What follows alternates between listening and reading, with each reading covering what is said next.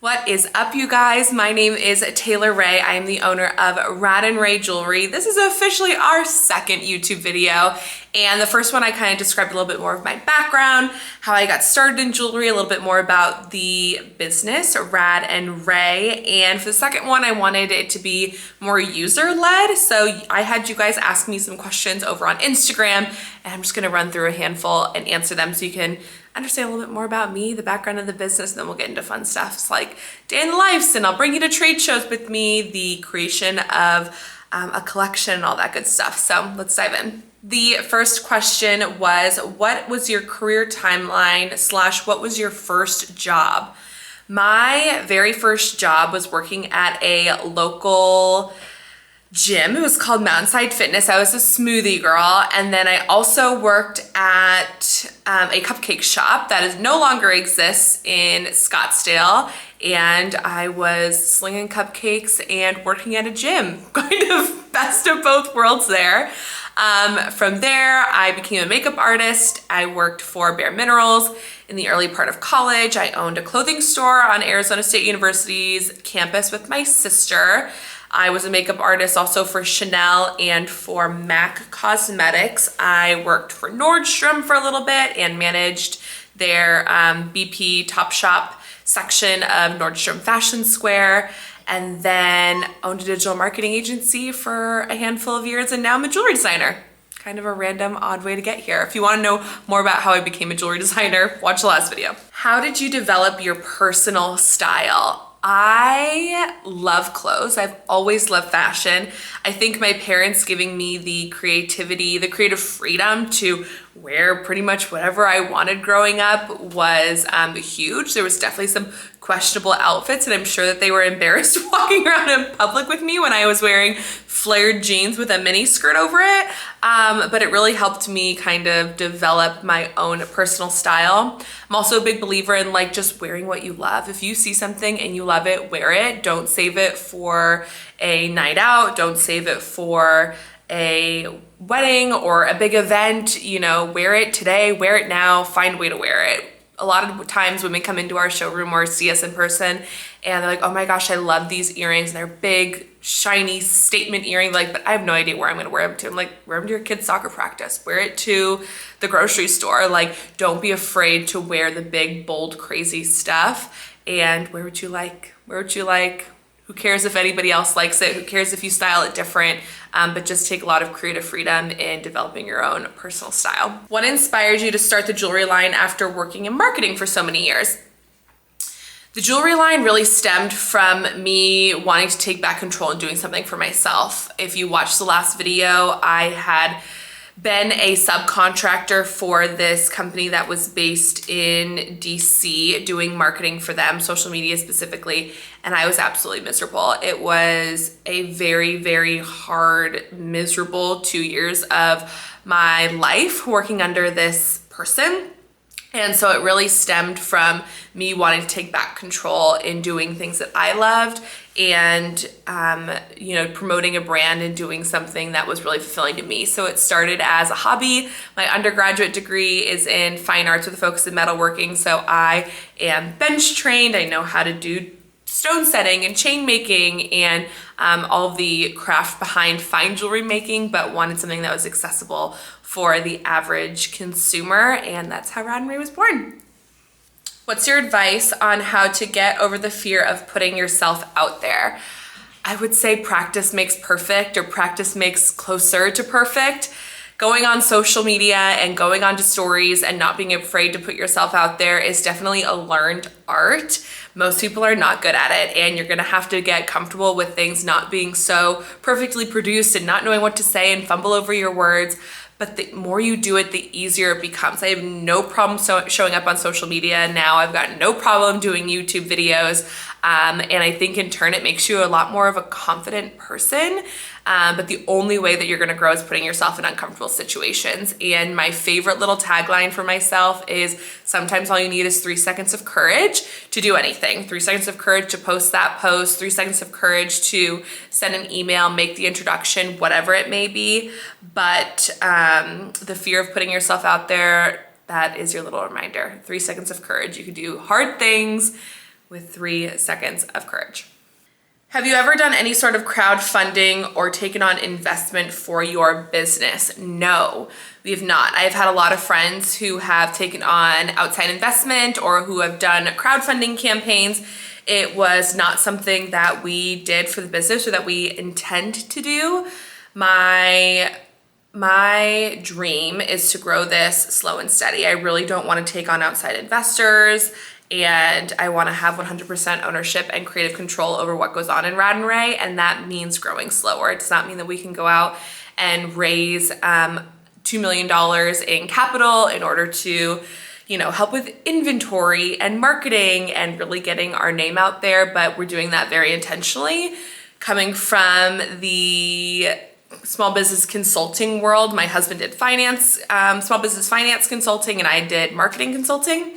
And we have heard a lot of horror stories, but also a lot of great successes. And so we are very intentional about not doing any sort of outside funding other than a line of credit. How much money did you invest to get your business off the ground? And it said, and what was the most expensive part? So I invested $18,000 into RAD RAE to get the business off the ground. That went into research and development. It went into manufacturing, it went into apps and the website and hiring photographers and graphic designers and all of that kind of stuff. So I invested $18,000 of my own money within the first year of starting the business to get it off the ground.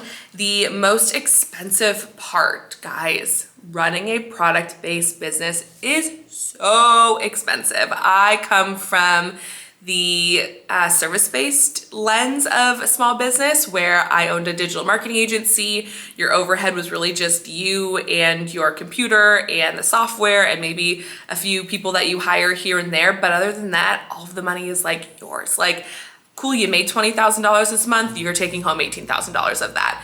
Where running a small business or running a product-based business, we are in multi-six figures and I do not pay myself. It is so expensive because you are, my husband's favorite way to say it is you're paying for tomorrow's inventory with today's dollars. So we are spending a lot of money on inventory. We're spending a lot of money on trade shows, a lot of money on marketing. So the whole thing is expensive. If you are looking to get rich quick, do not open a product-based business because it's definitely, we're in for the slow game. So it's all expensive.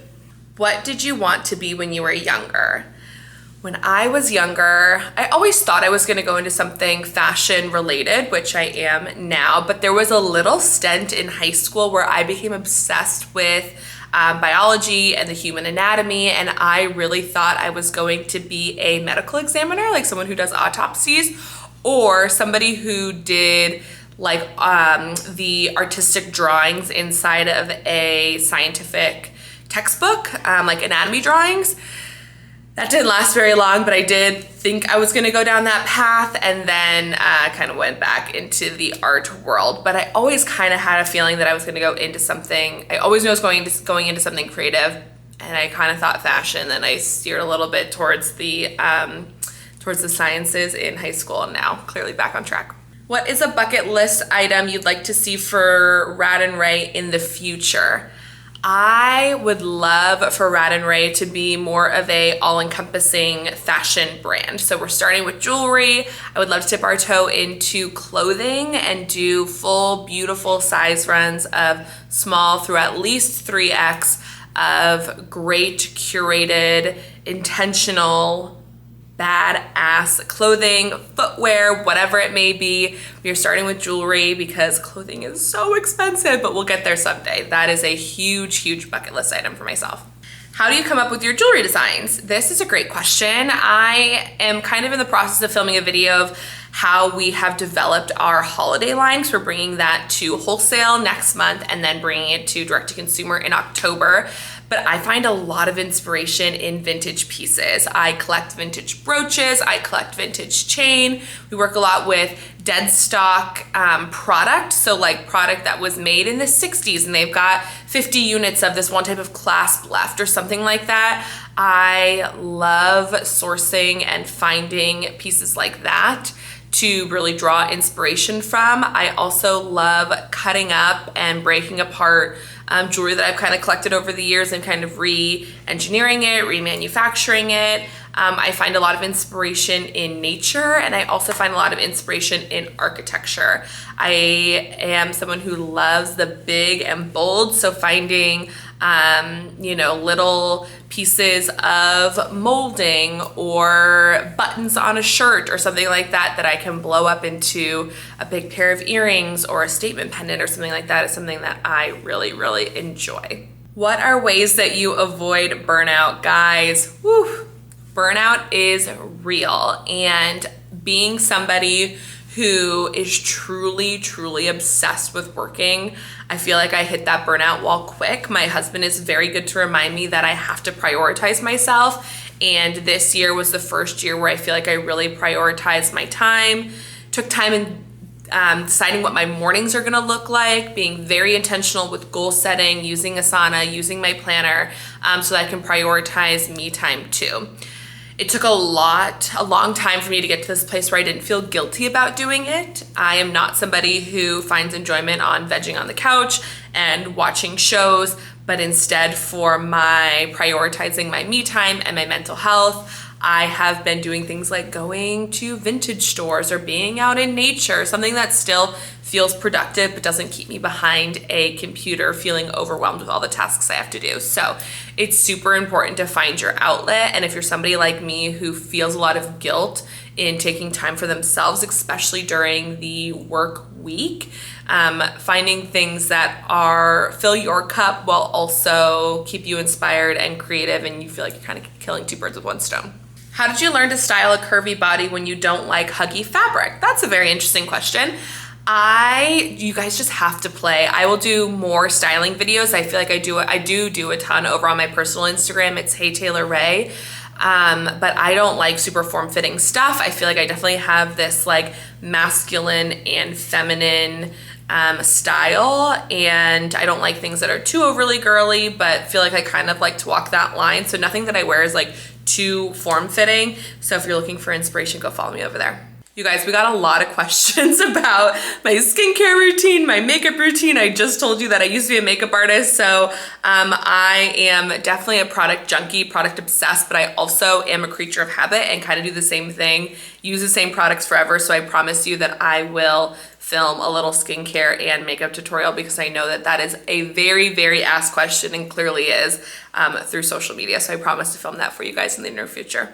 What is your advice on how to launch a product/company without a big social media following?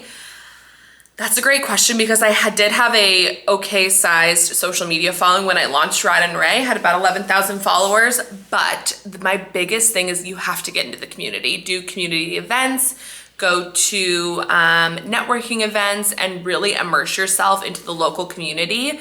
We started local, hyper-local in Scottsdale and Phoenix, and now we're doing these trade shows that have brought us to Dallas and Nashville and Miami and Vegas and New York to really kind of build the community around us, because I am a true believer that you sell the product, especially when you are in like my phase of business. We are currently in our 3rd year, so we've been in business for about 2.5 years, and I will tell you that I am the one that's selling the product. The product can speak for itself, but 9 times out of 10, I am the person that's selling that product, and I can only do that through social media, through immersing myself in the community and then finding other brand advocates for myself. So if you were to spend any time and you didn't want to throw a ton of money towards marketing dollars and you wanted to build a really, really, really strong community, you have to get into the community. You have to show face and show up for people within your network and find collaboration opportunities in order to make yourself successful too.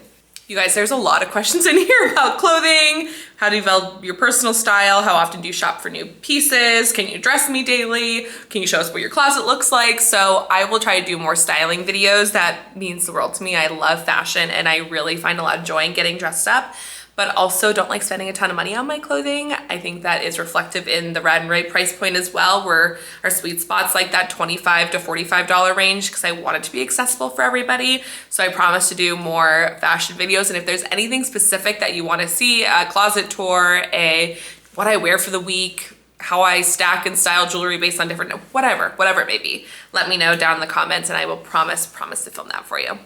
All right, I'm gonna answer one more. The last one is, what in your past do you wish you had said no to? That is a very interesting question. And what I wish I would have said no to, maybe it's not saying no to an opportunity, but maybe saying yes to myself. And I guess it is no to an opportunity. If you watched the last video, I had the idea of starting RAD RAE about 2 years before I actually started it. And the person that I was doing subcontracting work for at the time told me it was a huge mistake, that I was gonna lose all my marketing clients and I couldn't afford to lose them. And so I put RAD RAE on the back burner to say yes to this other person to build their company with my expertise. And I said no to RAD RAE then. And I wish I didn't. I wish I started 2 years before. I wish I didn't let somebody else dictate, and my fear of my limited belief in myself and the fear of losing that revenue stopped me from building this. And I am really disappointed in myself that I didn't do it sooner. People ask me all the time, what's the hardest part about starting a business? And I say starting is the easy part. Start now, start when you are gritty, start when things aren't perfect. Just start with your idea and just throw it up there. I tell people all the time, launch fast and fix as you go, because if you sit there and twiddle your thumbs about an idea or about a product or about whatever it may be, you're always gonna wish you launched earlier. No one ever regrets. Most people that I know, I've never heard anybody regret starting too soon. So I think it's saying no to myself and saying no to, this isn't the right time, you can't do this now, because I really wish I started 2 years earlier, but I'm happy I started and I'm happy I'm here. All right, guys, that was the last question that we had in our little question group. What else do you guys want to see from me? You want to see styling videos? It seems like a lot of you guys want to see that. I'll show you behind the scenes of what the trade shows look like. We are going to Vegas next month and New York the month after that, which are always so much fun. We've got our holiday collection coming out, so I'll make sure to showcase that when it comes out. Oh my gosh, all the fun things. But if there's anything in specific that you want to see, I'm not like a big YouTube consumer, so are vlogs still a thing? Do you want to see that? I have no idea. Help me out, let me know in the comments below, and until then, I'll see you next time. Bye guys.